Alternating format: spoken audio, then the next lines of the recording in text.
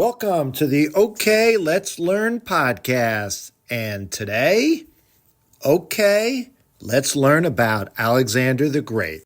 He was one of the most dominant personalities in the ancient world. He only lived to age 32, dying in 323 BC. But what he left in his wake over a short 12-year period was pretty much taking over most of the known world at the time. The big, bad Persian Empire became king. Egypt, he was anointed pharaoh. And through an alliance of most of the Greek city-states, he spread throughout the world Greek culture, its language, institutions, politics, everything. The world was never, ever again the same because of Alexander the Great. So we will dive into everything from his childhood, how he came to power, all the battles he won, the lands he conquered, his untimely death at such a young age, and most fascinating, where is he today? And ultimately, why are we still talking about this individual, one individual from 2,300 years ago? Well, it's because his life was so documented. We know so much about him from so long ago. So let's start off with, what was his last name? You may be thinking that. Oh, just Alexander. The Great was his last name? No, his name was Alexander the Third of Macedon. He was the king of this kingdom just north of Greece, Macedonia. But whether you were a king or just a regular common person, during this time, there was no need for last names. Communities were small. There was little travel, especially for the common people. There was little need for specific formality or records. So you were named, in most cases, after your father or where you were from. So Alexander the Great's name officially was Alexander III of Macedon, son of Philip. That would be your go-to last name, who you were a son of. Without that, you could, just because it was, again, small communities, and there was always a context in terms of knowing who you were. But if there were two Alexanders out there, let's say, for example, you could be Alexander the soldier, Alexander the baker. Or even if there was some distinguishing characteristic about you, you could be Alexander with the scar, Alexander who's small. It's very interesting. Again, different place and time, but Alexander, we will go forward as just being the great, and you'll see why. Now, Alexander would never have been Alexander without his father, Philip II, who deserves his own episode. Philip II ended up becoming king of this Macedon kingdom from his older brother, Perdiccas III. And he passed away in a battle with this other tribe, this other empire to the north called the Illyrians. And as with most ancient empires at the time, the son would then become king. But no, he couldn't become king. He was 4 years old. So Philip II, the next in line, being the younger brother, he became the regent for Amyntas, the holder of the next king. But the empire, if you wanted to call that, of Macedon was in shambles. It would be history. So Philip II, with a lot of cunning, a lot of politics, a lot of ruthless conniving, became king. And what he did next was so unbelievable. His army was practically worthless. He had to start from scratch. But almost just a year later, he ended up defeating the Illyrians at the Battle of Aragon Valley. And listen to this. It was an equal number of soldiers on the battlefield, 10,000 each. On the Macedonian side, 10,000 for the Illyrians. And it was a rout. 7,000 Illyrians were killed and only 500 Macedonians were killed. Philip had arrived. He consolidated power. And from there, yes, this has everything to do with his son Alexander. He ended up taking over for the first time, uniting all the city-states within a short period of time in Greece. And he set his sights on the Persians. Now you may be thinking, how could he have done this? And here was the key point that he passed on to his son, and Alexander the Great used in all of his future battles. During this time, for years, the front of the line in any battle, especially as you faced off against each other on a flat plain, what they did is they had these dories, which were 6 to 8 feet long spears out in front. Well, what Philip did is he had spears that literally were 2 to 3 times as long. In some cases, up to 20 feet long. They stood shoulder to shoulder, heavy spears, having to hold them with 2 hands. Picture this. And they charged. It was almost as if, with the analogy today, those of you that know football, is the Philadelphia Eagles with the tush push, literally on the goal line. There was no way that if you were on the opposite side, not having spears as long, you were pushed back.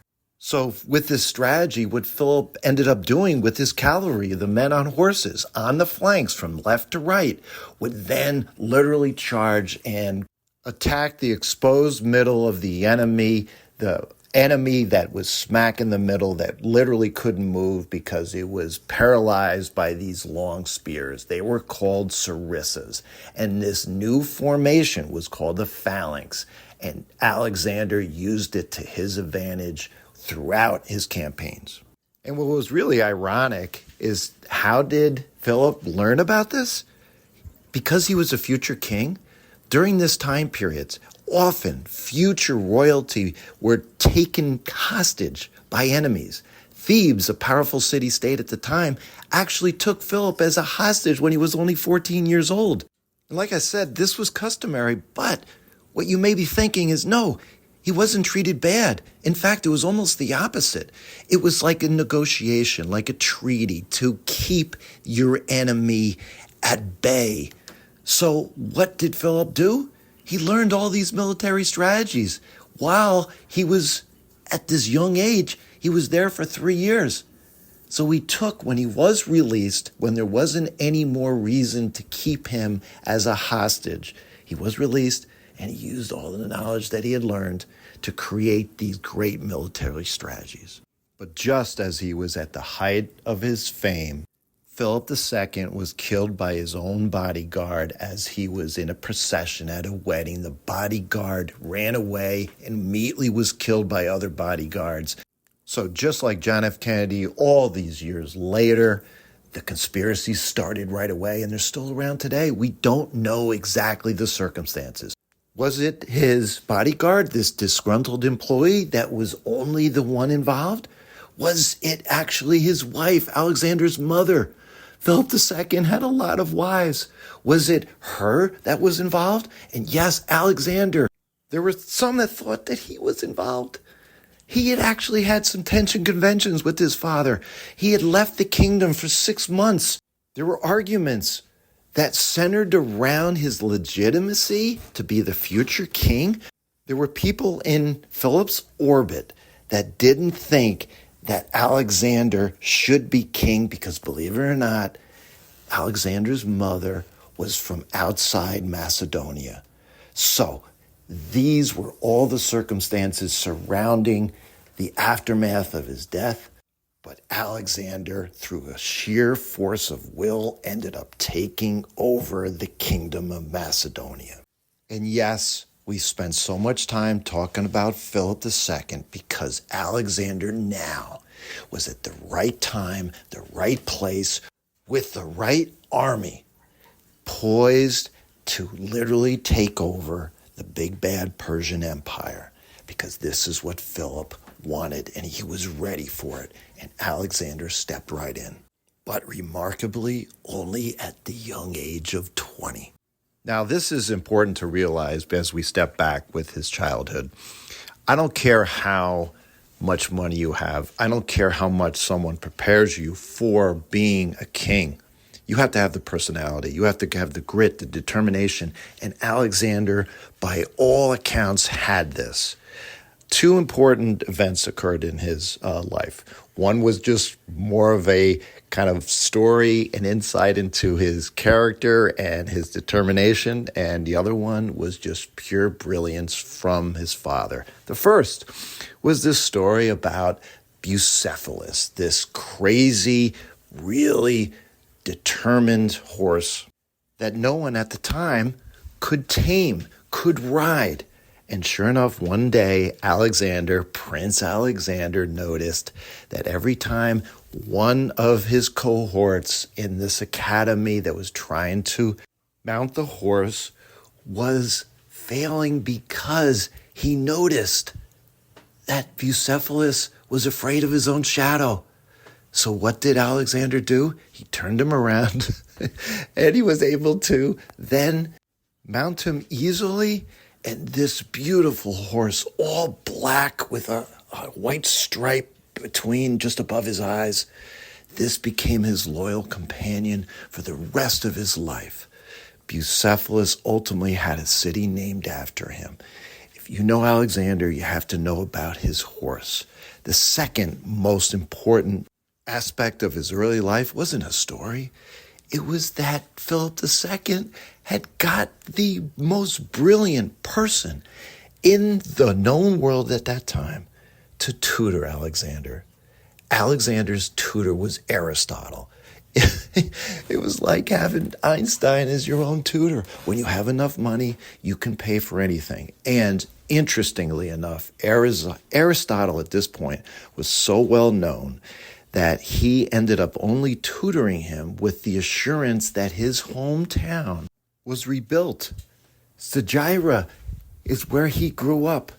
And Philip II, coming down and taking over all the city-states of Greece, had sacked, destroyed his hometown, took in a lot of the citizens as slaves. The agreement was that Philip would restore his hometown, and ultimately Aristotle did tutor Alexander for 3 years, from approximately age 13 until Alexander was 16. This famous philosopher passed on so much to a young, impressionable Alexander. Everything that he knew, everything that he believed in, from what was right and wrong in terms of ethics, politics, medicine, science, ultimately reading, writing, philosophy, and appreciation of literature, and certainly the Greek culture and what was important. And this is on top of when he was raised, he had an appreciation, Alexander had an appreciation for the Iliad, Homer, the Odyssey. And it was actually said, which, based on accounts, it was true that under his pillow for years, he kept a copy of the Iliad along with the dagger. Now, just as an aside, and we probably should just reverse for a second here, I referenced this in the podcast episode on the Spartans. Where are we getting all this information? And it's very, very important to understand this, because some of this clearly needs to be taken with a grain of salt, especially the hyperbolic stories of his conquest and what he actually did. The real accounts that still survive to this day were written 400 to 500 years later, during the Roman Empire, hundreds of years later. But the key point here, and the two major historians that we reference for his life, are Plutarch and Arrian, which again, they were Romans, and they wrote about his life, but their accounts of his life were based on primary sources from the people around Alexander throughout his whole life. Two interesting people were actually Aristotle's nephew, who was a traveling historian, and Ptolemy, who would then go down in history as one of the Egyptian pharaohs that took over in the vacuum of Aristotle, ultimately passing on. So here is Alexander at age 20 with this huge army at his disposal, and what he does over the next 12 years has probably never been replicated in the history of the world from that time until today. Alexander first went south from Macedonia and took care of Thebes that was having an uprising. Thebes was a major city-state at the time. Continuing south, it's at this point that he crossed the Hellespont. The Hellespont is basically an ancient term. Today, it's the Dardanelles, and this is a strait that goes from the Aegean Sea ultimately up into the Black Sea. It's basically like if you're from Europe, now you're going into Asia, Asia Minor, which is this area is a strait right through northwestern Turkey. But this is important to know because for years, the Persians were attacking Greece by going in the opposite direction. But here now was Alexander the Great, a huge symbolic move. He was moving on the Persians. And ultimately, in the first big battle, known as the Battle of the Granicus River, Alexander faced off against Darius III and the Persian army. Huge battle across the river. Alexander led from the front, and interestingly enough, in his first big battle, he almost died. 2 Persian soldiers had him. He was knocked down by one, and then as he was getting back up, the second Persian soldier was about to attack. And then Clitus the Black, who will probably go down as one of the unsung heroes in history, ended up saving Alexander's life by striking down that second Persian soldier, literally cutting off his arm. And what was amazing is this Clitus the Black was the brother of Alexander's nanny when he was a baby. And going back to my earlier explanations of people's names, no, this was not an African American. They said it was just his name to describe who he was, either because he had black hair or maybe a darker complexion. But this is Alexander winning his first battle against the Persians, who his father Philip wanted to beat so badly. This was huge. And Darius III led the Persians, but he actually wasn't on the battlefield at Granicus River. And by the way, Granicus River is in the northwest section of present-day Turkey. This is actually the bigger river today. This battle was emblematic of his brilliance. First victory, and by the way, in case I don't mention it, he won every single victory going forward, never lost a battle. It's one of the reasons he's so amazing. 30,000 for Alexander, 30,000 for the Persians. Alexander only lost 300 Macedonians, and the Persians of the 30,000 lost 5,000, a decisive victory. And what was even more remarkable, picture this, before they crossed the river, the Persians were sitting up on top of a hill waiting for them.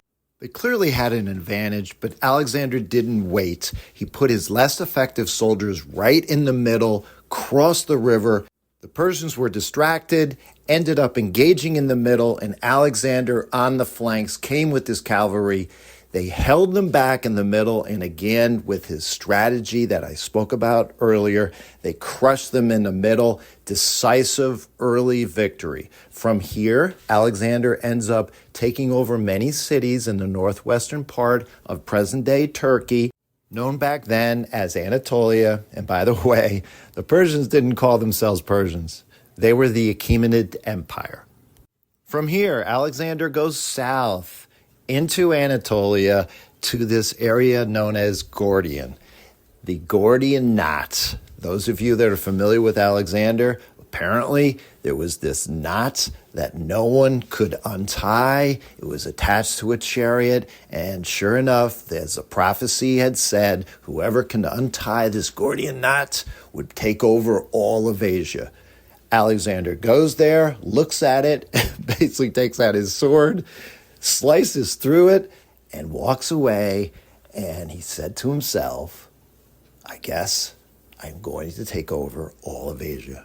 Now, it wasn't easy, but as he goes further south in the spring of 333 BC, there was the Battle of Issus. And listen to this, 40,000 for Alexander, almost 100,000 for Darius III. And yes, he met Darius III on the battlefield. Alexander, as he's moving south, is thinking that the Persian army was actually further away, but it wasn't.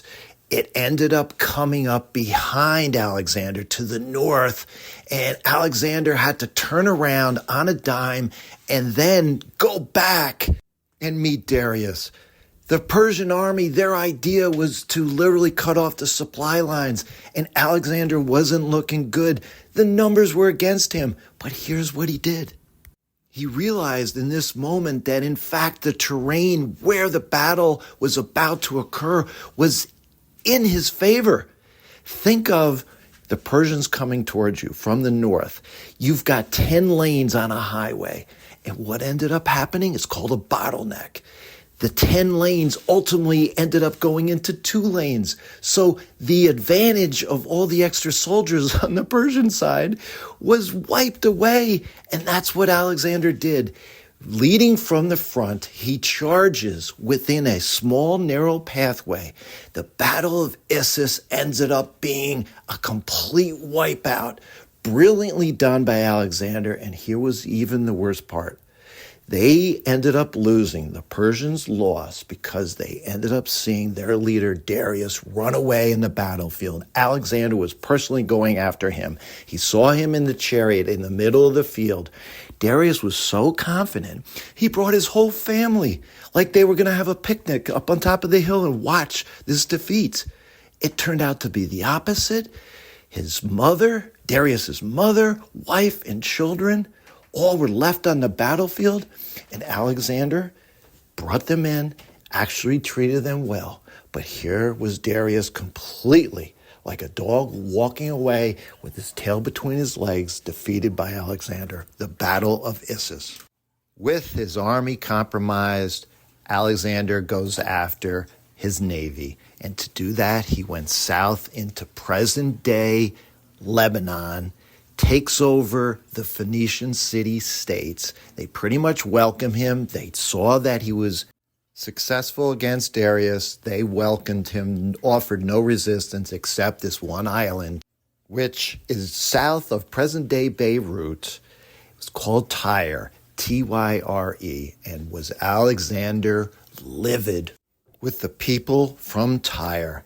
From the mainland, Alexander, over a 7-month period, built a causeway, a road to the island to reach the island because they literally were fighting back. It was a fortress. And he took no prisoners, destroyed everything on the island, killed everyone, and it's not hyperbole, and historians actually look back as this being one of the worst chapters of Alexander's reign. He was angry because they put up a fight, and for that, he punished them. And it's not, like I said, a good chapter in all of his conquests because of the way that he ended up eliminating the entire population of these people of Tyre. And this road, this causeway, still there today, which is amazing. There's no island. The island doesn't exist anymore. From here, he goes south into Gaza, takes over that area. Then he goes into Egypt, and they welcome him with open arms. He becomes their pharaoh. He founds the city of Alexandria, which is, again, still there today. But here is the most amazing part. He goes into the desert. Why? He needed to meet with the oracle of a moon being the god for the Egyptians. And the Greeks considered this god Zeus-like, not only so that he could appear to the Egyptians to be legitimate, but now he was just like his heroes, Hercules, Perseus. Alexander was now the son of a god. But the Persians still weren't defeated. Alexander needed to get Darius, and Darius knew he was in a compromised position, so he sent an envoy out to Alexander to make a treaty. He would give his daughter in marriage, give him lots of money, formally give him all of the Western Persian Empire. And Alexander, as famously depicted, he ends up meeting with his generals to decide on this treaty. And Parmenion, who is second in charge, that Alexander actually had inherited from his father, Parmenion says directly, Hey, if I were Alexander, I would accept these terms and make a treaty.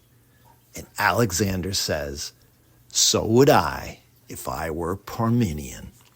So he keeps moving east, and he ends up meeting Darius again at the Battle of Gaugamela in present-day Iraq, northern Iraq, near the town city of Mosul. Again, Alexander is heavily outnumbered, maybe about 50,000 of his Macedonian and Greek troops, and 100 to 150,000 for the Persians. The Persians had elephants. The Persians had these Scythe chariots with basically blades on the side of the wheels. It did not look good for Alexander, but here again showed his brilliance. It's like a game of chess. This wasn't like the Battle of Issus. It wasn't in a narrow passageway. It was in a big open field. And these armies would come straight towards each other. And this is what Darius decided to do. He decided to spread out his line, thinking that with his numbers, he would come in on both flanks and basically squish Alexander. Alexander notices this. He decides to make a side move, which is basically coming at Darius on an angle. He moved his right flank, pushed forward. Darius, seeing this, makes a strategic error. He comes towards Alexander's right flank.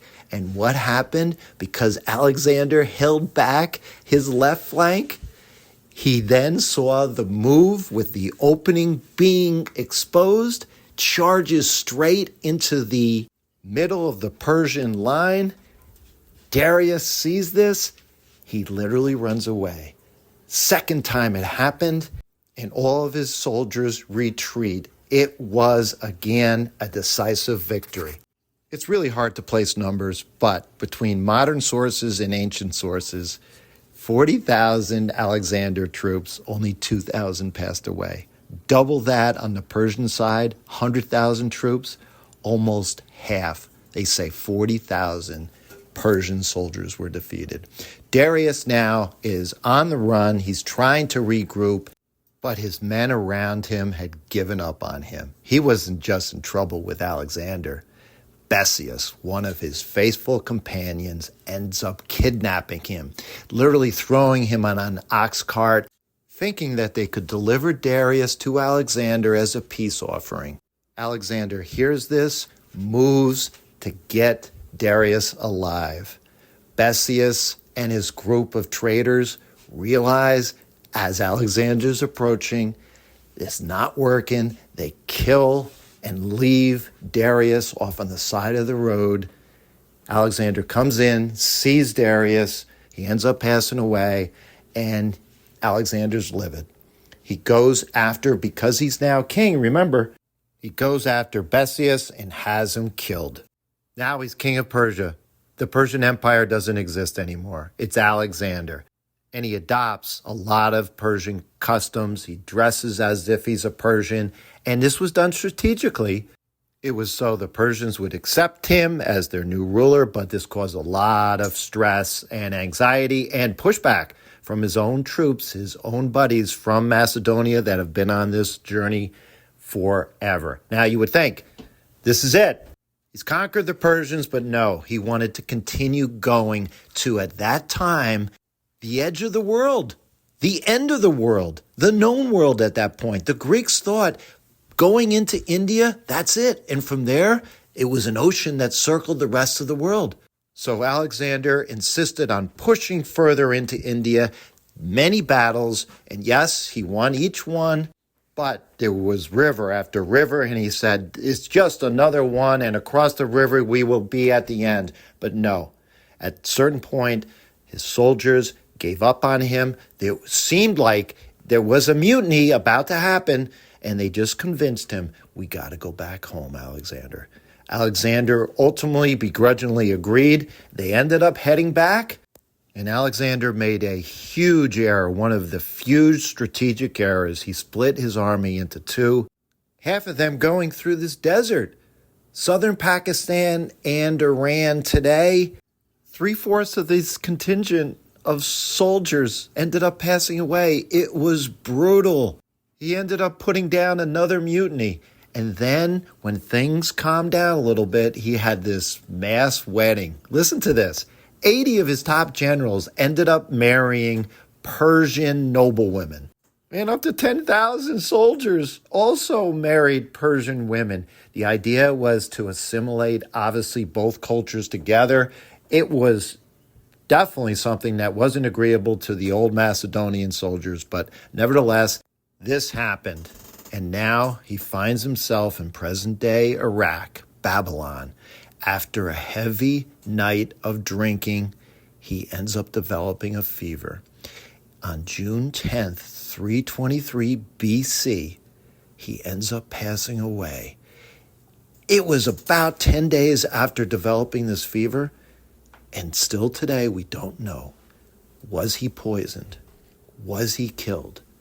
But ultimately, since malaria and some of these diseases were prevalent during this time, and if he was poisoned, it would probably happen immediately where he would pass away. Most scholars believe that yes, it was natural causes, probably malaria, and as the story goes, around his deathbed, all the generals are there. They ask him, "Who will succeed you, Alexander?" And he said, apparently, "To the strongest." And yes, unfortunately, no strong person came out of this. The empire was fragmented. 4 generals took over basically 4 different parts of the empire. Ptolemy being the most famous, he ultimately took over Egypt. And listen to this. Alexander's body was thought to be brought back to Macedonia. But Ptolemy, one of his faithful generals by his side through all these battles, in the procession back to Macedonia, he hijacks Alexander's body and ultimately takes him down to Egypt, solidifying Ptolemy's view as the new pharaoh. And yes, the line of Egyptian pharaohs now started with Ptolemy, ultimately ending up with Cleopatra, but that's another story. But here's the other remarkable point. Once his body is in Egypt, through the years, we don't know today where it is. There is an assumption that it was taken possibly back to Venice in Italy, but through the generations and years, somehow, some way, his body, his burial place was lost to history. Most scholars believe it's somewhere in Alexandria, but we don't know. They're still looking for him today. So to wrap up our podcast, here are the top 5 facts about Alexander the Great that you need to know. Number 5, I haven't mentioned this. His wife, Roxana, was pregnant with his only child when he passed away. His name was Alexander the Fourth. He couldn't rule because obviously he was so young, and because of all of the arguments with all the generals, each one trying to get power, there was no regent, no one to watch over him, no one to ultimately make sure that the bloodlines continued. One of the generals, Cassander, who ended up taking control of Macedonia and Greece, decided to eliminate. Tragically, he ended up killing 13-year-old Alexander IV and his mother, Roxana. Number 4, if you know Alexander, you've got to know his father. There would be no Alexander if there wasn't Philip II. Number 3, he never lost a battle in 12 short years. Number 2, he conquered all of the Persian army, the biggest empire at the time. He defeated Darius III. He became the pharaoh of Egypt and the king of Persia. And number 1, he spread Greek culture all the way from the Aegean Sea, where Greece is, into the Middle East, North Africa, all the way out to India and Central Asia. All these places now had the spread of Greek language, its culture, architecture, philosophy, art, you name it. But the key thing was now, it was called the Hellenistic Age. And the Greeks didn't call themselves Greeks, they would call themselves Hellenes. So the Greek language was spread throughout all these areas. Ultimately, the Romans took over, but their language, Latin, came from and was heavily influenced by the Greek language. Its vocabulary, its alphabet, everything.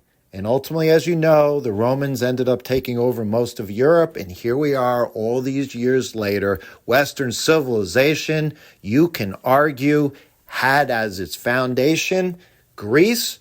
And who was it that spread Greece all over these areas? Alexander the Great. That has been the OK Let's Learn podcast. Reach out to me at kevmok21@gmail.com. If you like what you've been hearing in all these episodes, please rate and review me on Apple Podcasts. It gets more people to find the podcast. And yes, until our next episode, have fun and keep learning.